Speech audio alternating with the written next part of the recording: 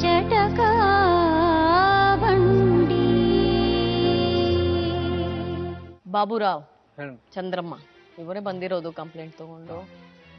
ನಿಮ್ ತಂಗಿನ ಹುಡುಕ್ಸೋ ಪ್ರಯತ್ನನ ಶುರು ಮಾಡ್ಬಿಟ್ಟಿದೀನಿ ನಾನು, ಆಯ್ತಾ? ಎಲ್ಲಾ ಕಡೆ ಹುಡುಕ್ತಾರೆ, ಎಲ್ ಬೇಕಾದ್ರೂ ಸಿಗ್ಬಹುದು ಅಂತ ಸಾಹೇಬ್ರು ಹೇಳಿದ್ದಾರೆ. ಆಕೆ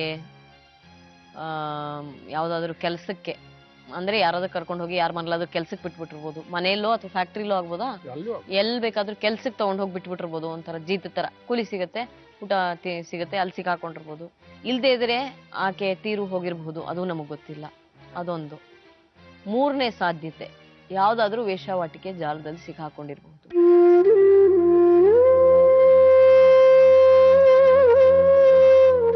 ವಾಪಸ್ ಬಂದ್ರೆ ನನ್ನ ತಂಗಿನ ನಾನು ಸ್ವೀಕರಿಸ್ತೀನಿ ಮೇಡಮ್. ಏನಮ್ಮ ಚಂದ್ರಮ್ಮ? ಹಾ ಓಕೆ ಅಲ್ಲ, ಏನ್ ಮಾಡ್ತೀರಿ? ಮನೆ ಒಳಗಡೆ ಇಟ್ಕೋತೀರಾ? ಇಟ್ಕೋತೀನಿ, ನಾನು ಸಾಕ್ತೀನಿ ನನ್ನ ತಂಗಿನ. ನಾನು ಎಲ್ಲಿದ್ರು ಕರ್ಕೊಂಬಂದು ಇಟ್ಕೋತೀರಾ? ಈ ತರ ಜಾಗದಲ್ಲಿ ನೀನ್ ಇಷ್ಟು ದಿವಸ ಇದ್ದೆ, ಇನ್ನೀನ್ ನಮಗ್ ಬೇಡ ಅಂತ ಹೇಳಲ್ವಾ? ಇಲ್ಲ ಇಲ್ಲ ಮೇಡಮ್, ನಾನು ಆ ಥರ ಹೇಳೋದು. ಇಲ್ಲ ಮೇಡಮ್, ಎಲ್ರು ಮೊದ್ಲಿಗೆ ಹೀಗೆ ಮಾತಾಡೋದಲ್ವಾ ಸರ್? ಅಲ್ಲ, ನಿಮ್ಗೆ ನಿಜವಾಗ ಕಾಳಜಿ ಇದ್ದ ಪಕ್ಷದಲ್ಲಿ ನಿಮ್ಮ ಮಗಳು ತಂಗಿ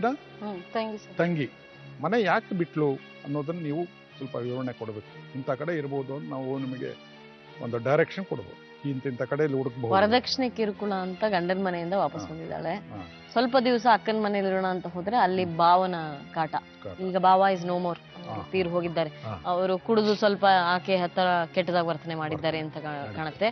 ಗಂಡನ ಮನೆಯಲ್ಲೂ ಲೈಂಗಿಕ ಕಿರುಕುಳನ ಆಗಿದೆ.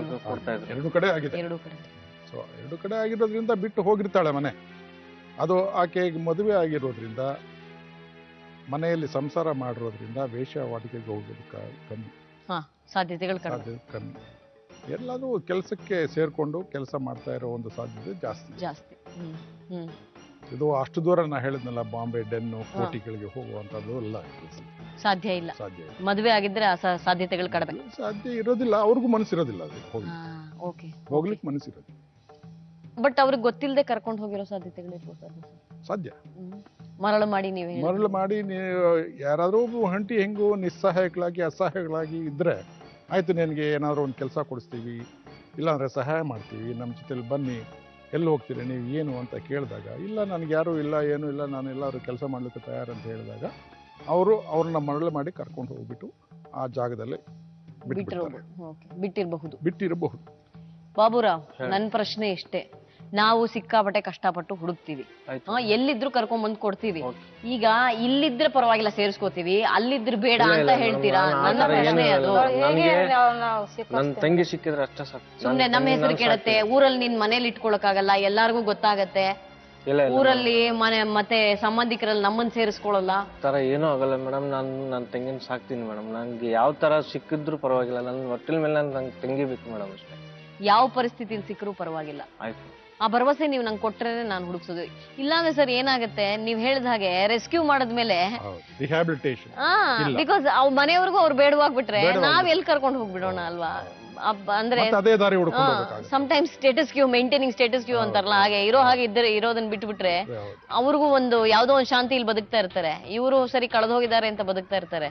ವಾಪಸ್ ಬಂದಾದ್ಮೇಲೆ ಬೇಡ ಅಂತ ಹೇಳಿಸ್ಕೊಳ್ಳೋ ಬದಲು ವಾಪಸ್ ಬರ್ದೇನೆ ಇರೋದು ಒಳ್ಳೇದಲ್ವಾ ಅಂತ ಅವ್ರಿಗೆ ಅನ್ನಿಸ್ಬಿಡ್ಬಾರ್ದಲ್ವಾ? Correct thing. ಅವರು ಅದನ್ನೇ ಯೋಚನೆ ಮಾಡೋದವ್ರು ಅಲ್ವಾ?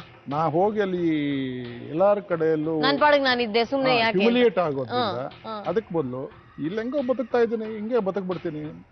ಇಲ್ಲ, ಇಲ್ಲಿ ವಾಪಸ್ ಬರೋದ್ರಿಂದ ಅವಮಾನ ಆಗ್ಬಾರ್ದಲ್ವಾ? ಸದ್ಯ ನಾನು ಚೆನ್ನಾಗಿದ್ದೆ, ನಾನು ಯಾಕೆ ಕರ್ಕೊಂಡ್ ಬಂದ್ರಿ ಅಂತ ಅವ್ರು ನಮ್ಮನ್ನ ಕೇಳ್ಬಾರ್ದು ನೋಡಿ. ಅದಕ್ಕೋಸ್ಕರ ಕೇಳ್ತಾ ಇದ್ದೀನಿ ನಾನು ಈ ಪ್ರಶ್ನೆಗಳನ್ನ. ಇಲ್ಲ ಇಲ್ಲ ಮೇಡಮ್, ನಾನು ನನ್ನ ತಂಗಿನ ಸಾಕ್ತೀನಿ, ನನ್ಗೆ ಭರವಸೆ ಇದೆ ಮೇಡಮ್. ಎಂತ ಪರಿಸ್ಥಿತಿಯಲ್ಲಿ ಸಿಕ್ಕಿದ್ರು ಕೂಡ ನಾನು ನನ್ನ ತಂಗಿನ ಇದು ಮಾಡ್ತೀನಿ. ನನ್ಗೆ ಹೊಟ್ಟಿನ ಮೇಲೆ ನನ್ನ ತಂಗಿ ಬೇಕು ಅಷ್ಟೇ.